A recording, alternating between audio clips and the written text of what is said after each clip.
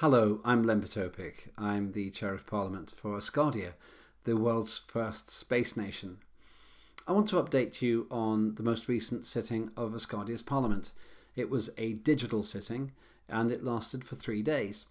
That means that we met using a digital format with AMPs or AMPs, that's Asgardian Members of Parliament, from all over the world, contributing in real time in what is clearly the most mature and experienced digital democracy in the history of the human race. We discussed the Judiciary Act. That's a law which is being put into place to make sure that we have a court system which works and that the legal processes are clear and fair. The debate was led by Salvos Mouzakitis. He's the chair of the Justice Committee. And our Supreme Justice for Asgardia, Mr. Yunsao, was also in attendance. That was a real honour for me. It's exciting to have one of the most senior people in Asgardia contributing to our digital parliamentary sitting. It also shows how important that legislation is. We've got to get it right to make sure that Asgardia is a just and fair place to live and work. We also discussed the National Currency Act. That debate was led by Mr. Bendell. He's the Deputy Chair of Parliament. The idea is to make sure that we have a really clear understanding and proper regulation for how the currency, that's the solar, works, and also to make sure that it's clear how the solar interfaces with terrestrial currencies. A lot of wealth will go through the solar, so we have to get that right. Connected to that, we had a debate about the National Banking Act. Ismail Senghal, the AMP who perhaps has made the biggest contribution to the debates on this, led that debate.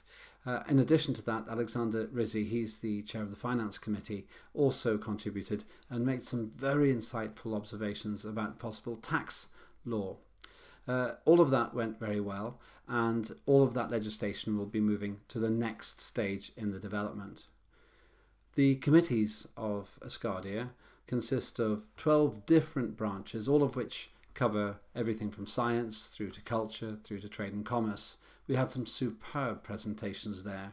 For example, the Chair of Culture, Cheryl Gallagher, shared a presentation which all AMPs can use to promote Asgardia to a wider audience.